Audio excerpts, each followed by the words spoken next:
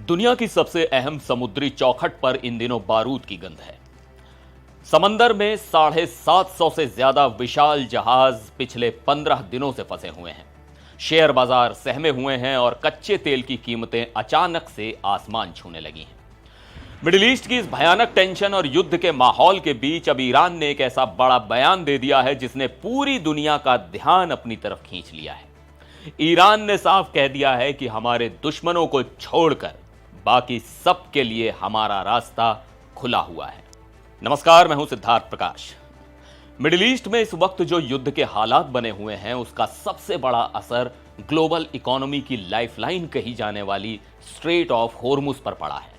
लेकिन इसी बीच ईरान के विदेश मंत्री अब्बास अराक्ची ने दुनिया को राहत देने वाली बात कही है। उन्होंने बिल्कुल साफ शब्दों में कहा है कि स्ट्रेट ऑफ होर्मुज में जहाजों की आवाजाही के लिए रास्ता खुला हुआ है। ये रास्ता सिर्फ हमारे दुश्मन देशों यानी अमेरिका और इजराइल या फिर उनके सहयोगियों के टैंकरों के लिए बंद किया गया है जो हम पर लगातार हमले कर रहे हैं। दुनिया के बाकी सभी देशों के लिए यह समुद्री मार्ग खुला हुआ है। ईरान के विदेश मंत्री का बयान ऐसे नाजुक समय पर आया है जब स्ट्रेट ऑफ होर्मुज के आसपास करीब 750 जहाज पिछले 15 दिनों से फंसे हुए हैं। शिपिंग मंत्रालय के मुताबिक इस इलाके के पश्चिमी हिस्से में भारत के 24 कार्गो जहाज फंसे हैं, जबकि पूर्वी इलाके में 4 कार्गो जहाज खड़े हैं। हालांकि ईरान ने स्पष्ट किया है कि उसने किसी जहाज को वहां रोका नहीं है। इस रणनीतिक इलाके में जो सुरक्षा की स्थिति बिगड़ी है और वॉर जोन जैसे हालात बन गए हैं, सिर्फ उसकी वजह से जहाजों की आवाजाही बाधित हो रही है। अब आप सोच रहे होंगे कि इस लड़ाई का हम पर क्या असर पड़ेगा। दरअसल स्ट्रेट ऑफ होर्मुज से पूरी दुनिया के तेल बाजार में करीब 20% कच्चे तेल की सप्लाई होती है। युद्ध की वजह से यह सप्लाई बुरी तरह से रुक गई है।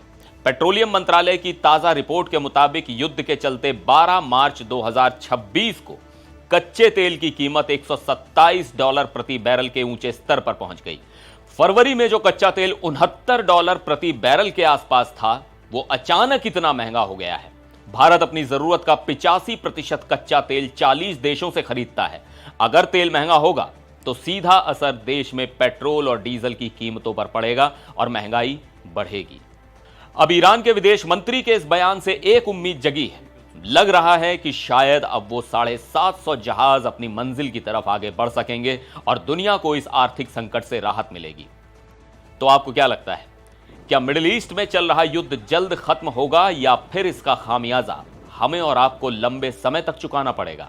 अपने विचार हमें कमेंट बॉक्स में जरूर बताइएगा। फिर मिलेंगे एक और वीडियो में। आप देखते रहिए एनडीटीवी इंडिया।